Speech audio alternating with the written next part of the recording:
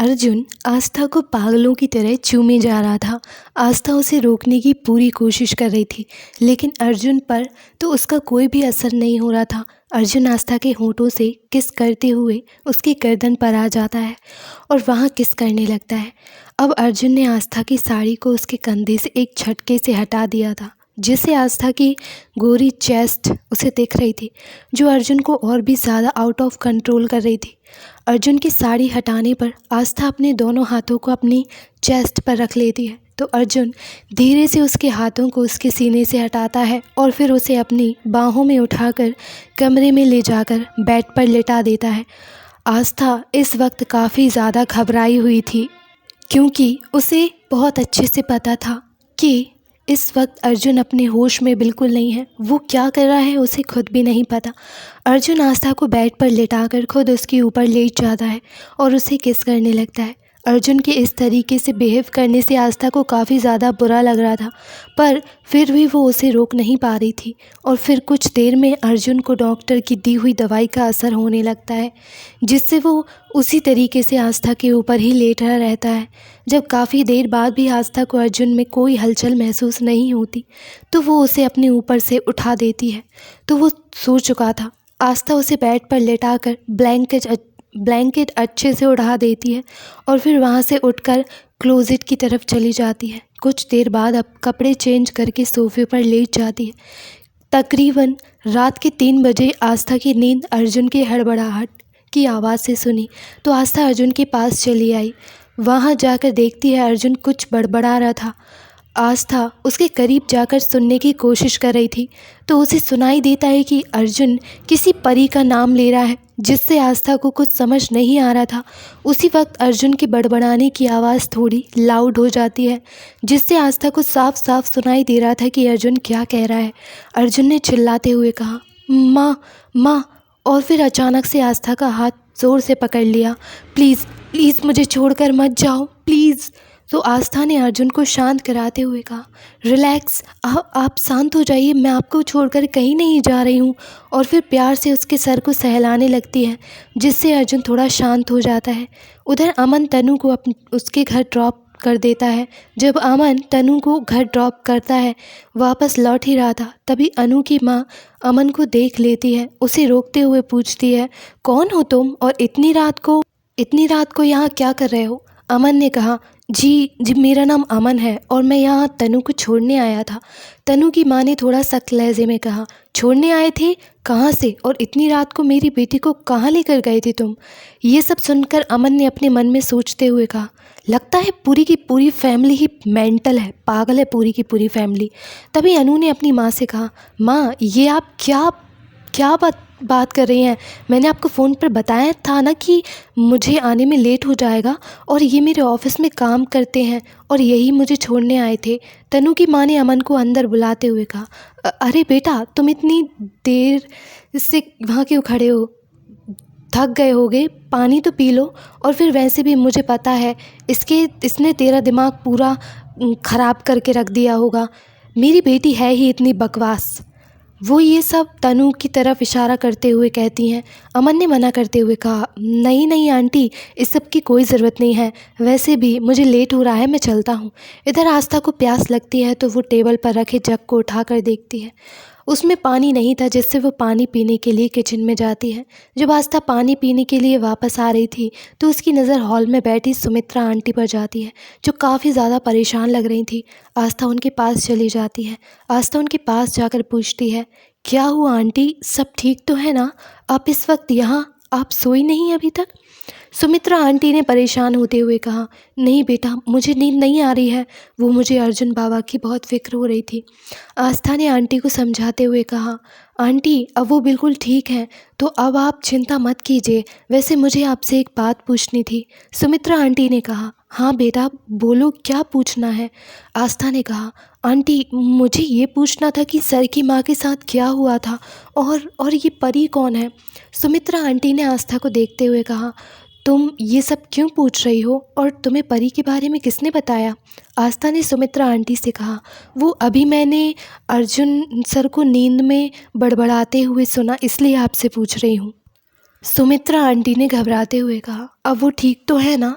आस्था ने हाँ में अपना सिर हिलाया। हाँ आंटी वो ठीक है, लेकिन पहले आप मुझे बताइए कि ये कौन है? सुमित्रा आंटी ने कुछ सोचते हुए कहा। मुझे नहीं पता आस्था कि मुझे तुम्हें ये बात बतानी चाहिए भी या नहीं, लेकिन फिर भी मैं चाहती हूँ कि तुम ये सब जानो, तुम अर्जुन को समझो। आस्था तुम्हें पता है, तुम एक पहली ऐसी इंसान हो जो अर्जुन के इतने करीब हो। नहीं तो वो किसी को भी अपने करीब नहीं आने देता, यहाँ तक रुद्र को भी नहीं, क्योंकि वो अपना दर्द किसी के साथ नहीं बांटना चाहता। तुम उसके करीब हो क्योंकि तुम्हारे करीब होने से उसे सुकून मिलता है, जिसे वो बहुत सालों से ढूंढ रहा है। आस्था ने सुमित्रा आंटी को देखते हुए कहा। आपको ये सब कैसे पता आंटी? सुमित्रा आंटी ने आस्था से कहा। क्योंकि ये सब उसकी आंखों में दिखाई देता है बेटा, बचपन से जानती हूँ उसे, उसके बिना कहे ही सब कुछ समझ जाती हूँ। आस्था ने आंटी से पूछा। आंटी क्या सर बचपन से ही ऐसे हैं? सुमित्रा आंटी ने कहा। नहीं, वो बचपन से ऐसा नहीं है, बल्कि जब से उसकी माँ और उसकी बचपन की दोस्त परी उसे छोड़कर गई है, तब से वो ऐसा हो गया है। आस्था ने आंटी से पूछा। इनके साथ क्या हुआ था माँ? सुमित्रा आंटी ने आस्था को बताते हुए कहा। उन लोगों की मौत एक कार एक्सीडेंट में हो गई थी। उनकी कार एक खाई में जा गिरी, जिससे उनकी मौत हो गई। हमें अर्जुन की माँ की बॉडी तो मिल गई थी, लेकिन वो पूरी तरीके से जली हुई थी, जिससे उन्हें पहचानना मुश्किल हो गया था। लेकिन परी का कुछ भी पता नहीं चला, और अर्जुन की माँ की मौत के बाद उसके पापा ने दूसरी शादी कर ली, और तब से वो उनसे नफ़रत करता है, यहाँ तक कि वो उनके साथ भी नहीं रहना चाहता। इसलिए तो वो यहाँ अकेला रहता है। सुमित्रा जी ने आस्था को अर्जुन की फैमिली के बारे में सब बता दे दिया, और फिर कुछ देर बाद सोने के लिए भेज देती है। तो आस्था अपने रूम में चली जाती है, और वहाँ जाकर वो अर्जुन के बगल में लेट जाती है। जब वो सुबह आस्था की नींद खुलती है तो वो अपने आप को अर्जुन की बाहों में पाती है, और जब वो अर्जुन को देखती है तो प्यार से उसकी तरफ देखती रह जाती है। अर्जुन आस्था को देखकर मुस्कुराते हुए कहा। Good morning wifey. तो आस्था ने अर्जुन की पकड़ से छूटते हुए कहा। छोड़िए मुझे। अर्जुन ने आस्था को मजबूती से पकड़ते हुए कहा। ऐसे कैसे छोड़ दूं? पहले मुझे मेरी गुड मॉर्निंग किस दो, तब मैं तुम्हें छोड़ूंगा, नहीं तो ऐसे ही बैठी रहो। आस्था ने खुद को छुड़ाते हुए कहा। नहीं, मैं ऐसा कुछ नहीं करूँगी, समझे आप? फिर आस्था ने अपने आप में बड़बड़ाते हुए कहा। वैसे भी कल रात आपने काफ़ी ज़्यादा किसेस ले ली हैं। अर्जुन ने आस्था से पूछा। कुछ कहा तुमने? आस्था ने अर्जुन को देखते हुए कहा। मैंने ये कहा कि आप जैसा चाहते हैं मैं वैसा कुछ नहीं करूँगी, चाहे आप जो कर लीजिए। अर्जुन ने मुस्कुराते हुए कहा। तो फिर ठीक है, मैं खुद ही ले लेता हूँ मेरी किस, और आस्था को किस करने लगा। आस्था ने अर्जुन के सीने पर मारते हुए कहा। आपकी हिम्मत कैसे हुई मुझे किस करने की? मैं आपको छोड़ूंगी नहीं। अर्जुन ने आस्था के हाथों को पकड़ कर कहा। अरे यही क्या कर रही हो तुम? अगर किसी ने तुम्हें ऐसे देख लिया तो वो क्या सोचेगा तुम्हारे बारे में? तुम अपने पति पर इतने जुल्म करती हो? आस्था ने नाराज़ होते हुए कहा। मैं आप पर जुल्म कर रही हूँ? और कल रात आपने जो मेरे साथ किया उसका क्या? अर्जुन ने आस्था से पूछा। कल रात मैंने क्या किया? तुम क्या बोल रही हो आस्था? आस्था ने अर्जुन को देखते हुए कहा। क्या आपको सच में कुछ भी याद नहीं, आपने कल क्या किया है? अर्जुन ने याद करते हुए कहा। नहीं, मुझे सच में कुछ भी याद नहीं। कल क्या हुआ? जहाँ तक मुझे याद है, कल हम पार्टी में गए थे और वहाँ मैंने कुछ पिया था। उसके बाद मुझे कुछ याद नहीं। शायद किसी ने मेरी ड्रिंक में कुछ मिलाया था। Oh shit! आस्था, कहीं मैंने नशे में तुम्हारे साथ कुछ गलत तो नहीं कर दिया ना? आस्था ने अर्जुन को तंग करते हुए कहा। कल आपने जो किया ना, उसे देखकर मुझे बड़ा अजीब लगा कि इतना बड़ा बिजनेस टाइकून ऐसा कुछ भी कर सकता है। मुझे तो अपनी आंखों पर बिल्कुल भी विश्वास ही नहीं हो रहा था। अर्जुन ने परेशान होते हुए कहा। ऐसा क्या किया मैंने? और मुझे घर घर कौन लाया? आस्था ने झूठ बोलते हुए कहा। कल पार्टी में आपने उस टीना को सबके सामने किस किया, और पता नहीं क्या क्या बोले जा रहे थे। अरे वो तो मुझसे पूछे कितनी मुश्किल से मैं आपको घर लेकर आई हूँ, आप तो उसे छोड़ ही नहीं रहे थे। अर्जुन ने आस्था को झुठलाते हुए कहा। What nonsense! क्या बकवास कर रही हो तुम? ऐसा हो ही नहीं सकता। आस्था ने मासूम सा चेहरा बनाकर कहा। अरे मैं कोई क्यों बकवास करूँगी? मैं तो वही बोल रही हूँ ना जो सच है।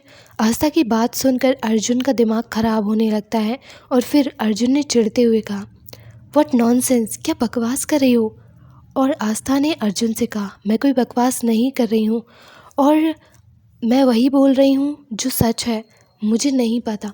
और फिर आस्था के करीब जाकर कहता है, लेकिन मुझे इतना पता है कि मैं नशे में भी तुम्हारे अलावा किसी के करीब नहीं जा सकता। अर्जुन के इस तरह करीब आने से आस्था की धड़कनें काफ़ी तेज़ हो जाती हैं और वो अर्जुन की आंखों में देख रही थी।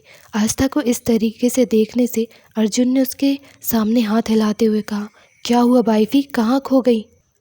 आस्था ने हड़बड़ाते हुए कहा, कहीं नहीं। और आपको ऐसा क्यों लगता है कि आपने ऐसा कुछ भी नहीं किया कल? वहीं अर्जुन ने आस्था को धमकाते हुए कहा, बस मुझे लगता है तुम नहीं समझोगी। और हाँ, अभी मुझे कुछ भी याद नहीं है, इसका मतलब ये नहीं है कि मुझे कभी याद नहीं आएगा। और अगर तब मुझे पता चला कि ये सब तुम मुझे सिर्फ परेशान करने के लिए कर रहे हो, तो पनिशमेंट के लिए तैयार रहना, मैं तुम्हें बिल्कुल नहीं छोड़ूंगा। आस्था ने हकलाते हुए कहा, मैं क्यों झूठ बोलूँगी, मैंने तो बस वही कहा जो सच था। अर्जुन ने आस्था को देखते हुए कहा, वो तो मुझे याद आने के बाद पता चल ही जाएगा तुम सच बोल रही हो या झूठ। अब जाओ, रेडी हो जाओ ऑफिस के लिए। तो आस्था वहाँ से भागकर वॉशरूम में चली गई। कुछ देर बाद वो नहाकर आ गई और मिरर के सामने खड़ी होकर तैयार होने लगती है। तो अर्जुन बड़े प्यार से उसे निहार रहा था। तभी उसकी नज़र आस्था की बैग पर जाती है, क्योंकि आस्था ने जो सूट पहना था उसका गला काफ़ी डीप था, जिससे उसकी गोरी पीठ पर अर्जुन के दिए हुए निशान नज़र आ रहे थे। ये देखकर अर्जुन के कदम आस्था की तरफ बढ़ जाते हैं। वहीं आस्था को इस बात का बिल्कुल भी अंदाज़ा नहीं था कि अर्जुन वॉशरूम जाने की वजह उसके करीब आ जाएगा। अर्जुन आस्था के करीब पहुंचकर उसके निशानों को छूकर देखने लगता है, जिससे आस्था एकदम से पलट जाती है। तो उसके दोनों हाथ अर्जुन की चेस्ट पर जाते हैं और उसका चेहरा बिल्कुल अर्जुन के चेहरे के करीब था। तो आस्था अर्जुन से कहती है, ये आप क्या कर रहे हैं सर? अर्जुन ने आस्था के होंठों पर उंगली रखते हुए कहा, श्श, और उसे पलट देता है, जिससे आस्था की बैग अर्जुन की तरफ जाती है। अर्जुन ने आस्था के मार्क्स को छूते हुए कहा, ये सब मैंने किया है। आस्था ने बात को टालते हुए कहा, सर ये सब छोड़िए, आप जाकर ऑफिस के लिए रेडी हो जाइए, वरना हम ऑफिस के लिए लेट हो जाएंगे। अर्जुन ने आस्था को देखते हुए कहा, आस्था बात को टालो मत, मैं जो पूछ रहा हूँ उसका जवाब दो। ये सुनकर आस्था अपना सर नीचे झुका लेती है। फिर अर्जुन ने आस्था से सवाल पूछता है। आस्था ने नीचे देखते हुए कहा, हाँ, ये निशान आपने दिए हैं। ये सुनकर अर्जुन को खुद पर बहुत गुस्सा आता है। फिर वो अपने आप को शांत करते हुए कहता है, तुम बैठो, मैं दवाई लगा देता हूँ। और आस्था की बैग पर मेडिसिन लगाने लगता है। अर्जुन के छूने से आस्था अपनी आंखें बंद कर लेती है। फिर अर्जुन ने दवाई लगाते हुए कहा, हो गया। तो आस्था अपनी आंखें खोल देती है। ये देखकर अर्जुन ने कहा, जाओ जाके कपड़े चेंज कर लो। आस्था ने अर्जुन को देखते हुए कहा, सर पर इन कपड़ों में क्या प्रॉब्लम है? अर्जुन ने थोड़ा तेज़ आवाज़ में कहा, मैंने कहा ना जाकर चेंज करो, तब रेडी हो जाओ और मैं वॉशरूम से होकर आता हूँ। अर्जुन के जाते ही आस्था ने अपने आप में बड़बड़ाते हुए कहा, पता नहीं इनकी प्रॉब्लम क्या है, जब देखो तब भड़कते ही रहते हैं। इस बात तो मैंने कोई गलती भी नहीं की, सारी गलती खुद की है और भड़क मुझ पर रहे हैं। और फिर वो कपड़े चेंज कर लेती है। कुछ देर बाद वो रेडी होकर ऑफिस के लिए निकल जाते हैं। आज वो लोग बिना ब्रेकफास्ट किए ऑफिस चले गए थे, क्योंकि आज अर्जुन का मूड काफ़ी ज़्यादा ख़राब था, क्योंकि कल उसने जो आस्था के साथ किया था उस वजह से उसे खुद पर ही बहुत गुस्सा आ रहा था। इस वक्त अर्जुन काफ़ी गुस्से में था। ये देखकर ऑफिस का हर एम्प्लॉय डरा हुआ था, क्योंकि उन्हें लग रहा था आज उनका ऑफिस में लास्ट दिन है। अर्जुन अपने कैबिन में बैठा, तभी उसके कैबिन का डोर खुलता है। तो अर्जुन उस तरफ देखता है तो अमन अंदर आ रहा था। अमन को देखकर अर्जुन ने कहा, तुम यहाँ क्या कर रहे हो? अमन ने अर्जुन को देखते हुए कहा, क्या मतलब तुम्हारा कि मैं यहाँ क्या कर रहा हूँ? मैं यहाँ तुम्हारे कल की पार्टी में जो कुछ भी हुआ उसके बारे में बताने आया हूँ। अर्जुन ने अमन से पूछा, तुझे कैसे पता चला कल के बारे में? अमन ने अर्जुन को बताते हुए कहा, हाँ, वो कल भाभी का फ़ोन आया था, उन्होंने ही डॉक्टर को बुलाने के लिए बोला था। वैसे ये बता कि ये सब तेरे साथ किसने किया, कुछ पता चला? अर्जुन ने गुस्से में दांत पीसते हुए कहा, नहीं, पर बहुत जल्दी पता चल जाएगा, और एक बार मुझे पता चल जाए मैं उसे छोड़ूंगा नहीं। अर्जुन और अमन एक दूसरे से बात कर रहे थे, तभी आस्था अर्जुन के कैबिन में आ जाती है। उसको देखते ही अर्जुन और अमन शांत हो जाते हैं। तभी आस्था ने अर्जुन के पास जाकर कहा, सर आपके आज का शेड्यूल शेड्यूल के हिसाब से आपकी आधे घंटे बाद मिस टीना के साथ मीटिंग है। ये बोलते वक्त आस्था को हंसी आ रही थी। आस्था को इस तरीके से देखकर अर्जुन ने चिढ़ते हुए कहा, क्या हुआ, तुम्हें बहुत हंसी आ रही है? और ये टीना को अपॉइंटमेंट कब दी तुमने? आस्था ने अर्जुन को याद दिलाते हुए कहा, अरे सर, आपको याद नहीं? आपने ही तो कल बोला था उनके ऑफिस में मिलने के लिए उनसे खुद। अब आप ऐसे गुस्सा क्यों कर रहे हो? अगर आपको उनसे नहीं मिलना तो आप खुद ही बोल दीजिए, अर्जुन ने चिढ़ते हुए कहा। ओके फाइन, तुम जाओ, जाकर मीटिंग की अरेंजमेंट करो। तो आस्था वहाँ से मुस्कुराते हुए चली गई। अर्जुन को इस तरीके से चिढ़ता देखकर अमन पूछता है, क्या हुआ यार, तू इतना चिढ़ क्यों रहा है? और भाभी को क्या हुआ है जो इस तरीके से हंस रही हैं तुझे देखकर? अर्जुन ने अमन के सवाल का जवाब देते हुए कहा, मुझे नहीं पता वो क्यों हंस रही है, और हाँ, मुझे कुछ नहीं हुआ है। कुछ देर बाद आस्था अर्जुन के कैबिन में आती है और कहती है, सर वो मिस टीना आ गई हैं, आपका वेट कर रही हैं। तो अर्जुन आस्था के वहाँ से मीटिंग के लिए चला जाता है। जैसे ही मीटिंग का दरवाज़ा खुलता है तो सब लोग उस तरफ देखते हैं। जैसे ही टीना की नज़र अर्जुन पर जाती है तो उसकी आंखों में चमक आ जाती है, और जैसे ही टीना की नज़र अर्जुन के पीछे आ रही आस्था पर जाती है तो उसकी आंखों में गुस्सा उतर आता है। वो आस्था को ऐसे घूर रही थी जैसे अर्जुन ने उसकी कोई कीमती चीज़ चुरा ली हो आस्था ने, और वो उसे इसके लिए जान से मार देगी। फिर टीना अर्जुन की तरफ देखकर अपने गुस्से को कंट्रोल करते हुए कहती है, hello mister Rathore, I hope कि आपको मुझसे बात करने में कोई प्रॉब्लम नहीं होगी, क्योंकि कल आप पार्टी में इस तरीके से निकल गए थे, फिर आपने बात करने का मौका ही नहीं मिला। टीना के मुंह से ये सब सुनकर अर्जुन आस्था की तरफ देखता है, जो इस वक्त अर्जुन से अपनी नज़रें चुरा रही थी। उसे देखकर साफ पता चल रहा था कि उसकी चोरी पकड़ी गई है। वहीं आस्था ने मन ही मन टीना को गाली देते हुए कहा, क्या ज़रूरत थी इस चुड़ैल को कल के बारे में बात करने की? इससे किसी ने पूछा था क्या? अब तो इस शैतान को भी सब पता चल गया। पता नहीं अब ये मेरे साथ क्या करेगा। हे भगवान, हे भोलेनाथ, प्लीज़ मुझे बचा लीजिए। इस वक्त आस्था वहाँ से निकलने में ही अपनी भलाई समझ रही थी। वो धीरे धीरे वहाँ से खिसकने लगती है। ये देखकर अर्जुन ने आस्था को रोकते हुए कहा, तुम कहाँ जा रही हो? आस्था चुप। आस्था को वहाँ से जाता देख अर्जुन ने आस्था को रोकते हुए कहा, तुम कहाँ जा रही हो? चुपचाप यहाँ आकर बैठो। तो आस्था चुपचाप अर्जुन के बगल में बैठ जाती है। आस्था वहाँ बैठी बस टीना को मन ही मन गाली दे रही थी और अपने मन में सोचते हुए कहा, पता नहीं ये खड़ूस अब मेरे साथ क्या करेगा? क्या ज़रूरत थी मुझे इससे झूठ बोलने की? अब फंस गई ना मैं। ये मुझे इतनी आसानी से तो नहीं जाने देगा। अब मैं क्या करूं भगवान जी?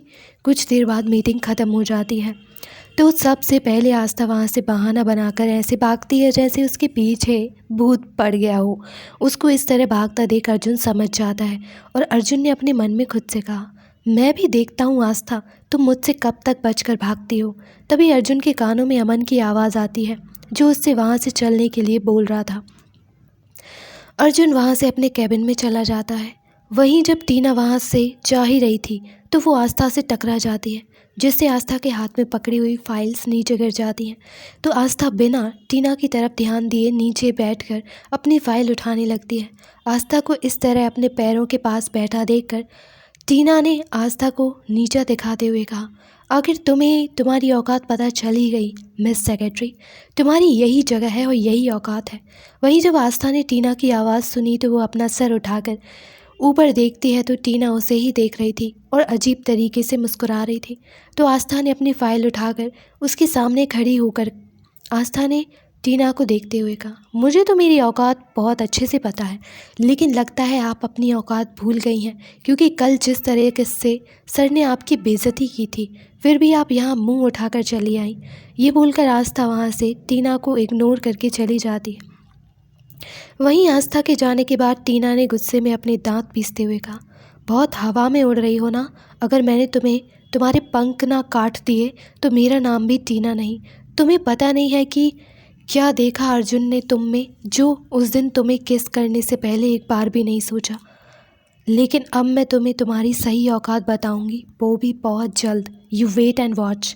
वहीं आस्था अपने कैबिन में आ ही गुस्से में तमतमा रही थी। उसे टीना पर बहुत गुस्सा आ रहा था, लेकिन इस वक्त वो अपने गुस्से को कंट्रोल करते हुए कहती है, नहीं, नहीं आस्था, अभी तुझे गुस्सा नहीं करना है, अभी तुझे शांत रहना है और शांति से ये सोचना है कि उस राक्षस से कैसे बचना है। अगर तूने कुछ सोचा नहीं तो पता नहीं तेरे साथ क्या होगा। और फिर अपने चेयर पर बैठकर कुछ सोचने लगती। तभी उसे अर्जुन का फ़ोन आता है। वो आस्था को अपने कैबिन में आने को बोलता है तो आस्था रोनी सी शक्ल बनाकर अर्जुन के कैबिन में चली जाती है। अर्जुन आस्था की ऐसी शक्ल देखकर पूछता है, तुम्हें क्या हुआ? इस तरीके से शक्ल बनाकर क्यों घूम रही हो? अर्जुन की बात सुनकर आस्था ने अपने मन में सोचते हुए कहा पूछ तो ऐसे रहे हैं जैसे इन्हें कुछ पता ही ना हो। फिर आस्था ने हकलाते हुए कहा, कुछ भी तो नहीं सर। और फिर ज़बरदस्ती मुस्कुराने लगती है तो अर्जुन आस्था की तरफ अपने कदम बढ़ा देता है, जिसे देखकर आस्था अपने कदम पीछे लेने लगती है और पीछे जाकर दीवार से टकरा जाती है। अर्जुन उसके करीब पहुंच जाता है। अर्जुन को अपने करीब देखकर आस्था अपनी आंखें बंद कर लेती है तो अर्जुन ने आस्था के फेस पर अपनी उंगली फहराते हुए कहा, हाँ तो तुम क्या बोल रही थी आज सुबह? आस्था ने हकलाते हुए कहा, मैंने क्या किया? मैंने कुछ नहीं बोला था। अर्जुन के ऐसे करने से आस्था की धड़कनें काफ़ी तेज़ चल रही थी, जिन्हें अर्जुन अच्छे से सुन सकता था। फिर अर्जुन ने आस्था की ओर करीब जाकर कहा, क्या हुआ? तुम्हें याद नहीं आ रहा कि तुमने क्या बोला था मुझसे?